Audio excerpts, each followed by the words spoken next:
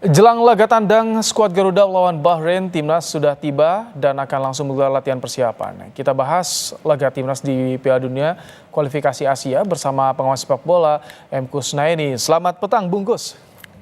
Selamat petang.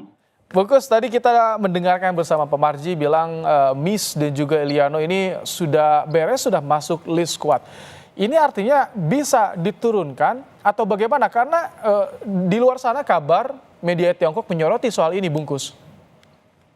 Iya, kalau menurut saya sih itu bagian dari psy war ya, karena pada dasarnya secara regulasi tidak ada hambatan bagi keduanya untuk bergabung dengan tim nasional Indonesia. Jadi mungkin saya pikir kita percaya aja, kita positif terhadap apa yang disampaikan oleh manajer tim nasional bahwa kedua tim layak untuk bermain dan bisa menjadi bagian dari kekuatan Indonesia untuk menghadapi Bahrain maupun China. Karena kedua pemain ini menurut saya punya potensi yang sangat besar untuk membantu memperkuat permainan tim nasional. Mengelola war seperti ini tak hanya Tiongkok di Bahrain juga karena mereka masih terus membahas soal sejarah kita kalah 10-0. Bagaimana mengelola war seperti ini agar tidak menurunkan semangat dari punggawa timnas? Iya, yang pertama biasanya menjelang pertandingan krusial seperti ini, manajemen tim nasional membatasi akses pemain terhadap pemberitaan maupun media sosial ya. Itu bagian dari upaya supaya mereka betul-betul fokus ke pertandingan. Yang kedua juga memang perlu manajemen terus memberikan semacam motivasi, memberikan pengertian kepada para pemain, terutama para pemain yang bisa dibilang baru bergabung tentang tim nasional pada masa kini dan masa-masa sebelumnya. Fakta bahwa kita pernah dikalahkan oleh Bahrain itu juga benar, tapi bukan berarti bahwa masa lalu itu kemudian akan menghantui kita dalam pertandingan melawan Bahrain besok. Toh tim yang sekarang bermain tim yang sama sekali berbeda dengan tim yang pernah dikalahkan oleh Bahrain di masa yang lalu.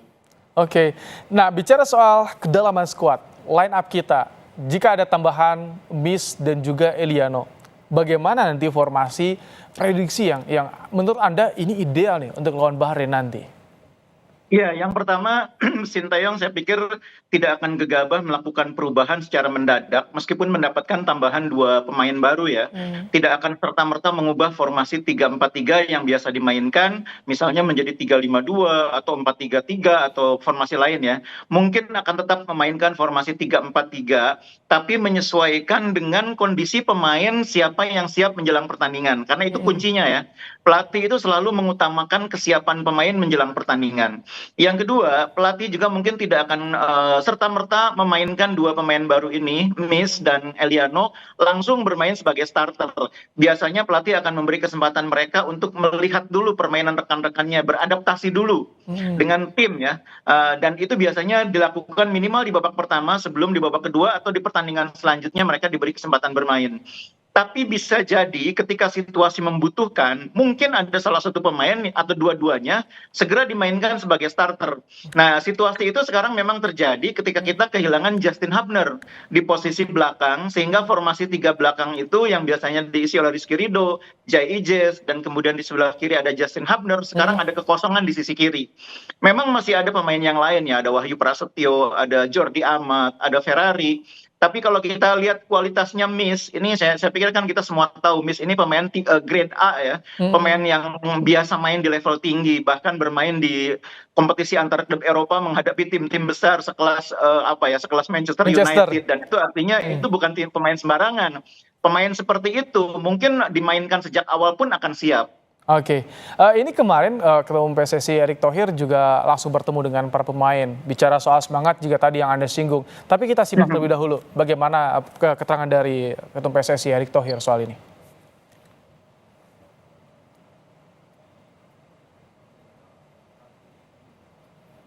Oh, ini dia tampak Erick Thohir berbincang dengan pemain memompa semangat, sempat disinggung juga soal bagaimana kondisi timnas saat ini dan timnas zaman dulu, bicara juga pasca pensiun itu yang disampaikan Erick Thohir ketika kemarin bertemu dengan penggawa timnas.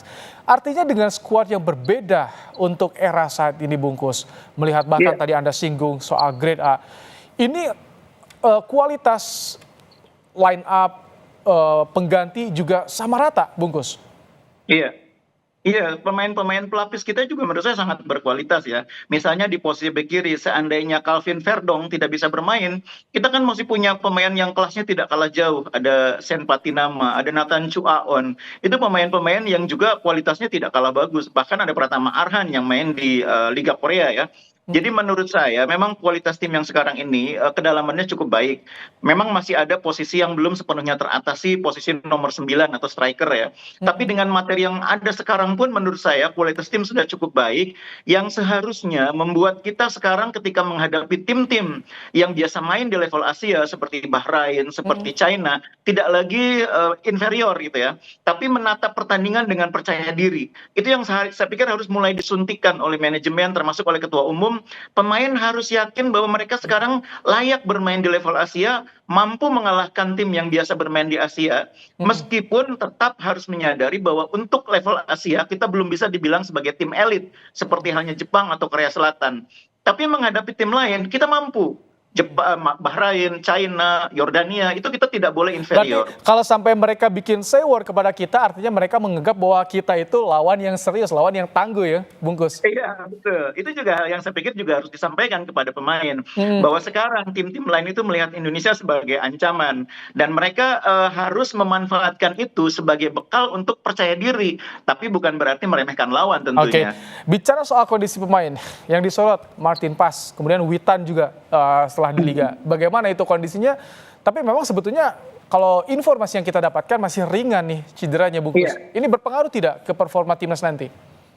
Iya, yang jelas Martin Paes itu kan masih punya jadwal pertandingan tanggal 7 ya. Dan kita lihat nanti tanggal 7 itu apakah dia ada di starting line up atau minimal dia ada di line up.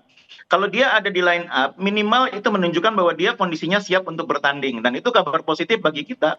Tapi sekiranya pun Martin tidak bisa dimainkan, toh kita masih punya pemain-pemain berpengalaman di posisi penjaga gawang ya. Tidak hanya ada Hernando, tapi juga ada Nadeo yang selama ini juga sudah sering membela tim nasional. Kehilangan Witan di sayap kanan pun saya pikir tidak akan terlalu berpengaruh karena kita masih punya Egy, masih punya juga Eliano yang bisa main di situ, masih punya Rafa juga yang bisa main agak ke kanan atau ke kiri. Jadi materi tim sekarang memang keuntungan bagi pelatih adalah kedalamannya lebih merata ya. Meskipun untuk dibilang kedalamannya sangat tebal juga belum, tapi cukup merata. Kalau tadi Witan misalkan tak bisa diturunkan, Eliano bisa membackup di sana berarti?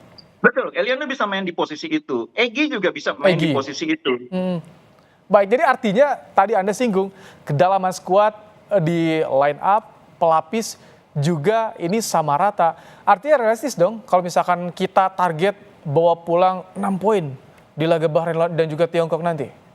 Yang saya dengar tim ini menargetkan 4 poin ya dari 2 pertandingan. Kalau dalam bayangan saya 4 poin itu artinya kita realistis, di kandang Bahrain kita mengincar hasil imbang, lalu ketika menghadapi China kita mengejar kemenangan. Karena memang secara peringkat kan Bahrain di atas China. Apalagi China juga kan kehilangan 2 strikernya ya, Alan dan Ule ya kalau nggak salah dia tidak bisa main nanti atau minimal sedang cedera saat ini. Dan itu agak mengganggu tentunya bagi soliditas sekaligus kedalaman skuad China. Terlepas dari soal kedalaman skuadnya, memang kalau menurut saya kualitas Bahrain itu masih di atas China. Jadi kalau 4 poin itu logikanya imbang di kandang Bahrain, menang di kandang China. Tapi kalau harapan 6 poin bisa lah ya, Bungkus. 6 poin bisa lah ya kalau harapan ya.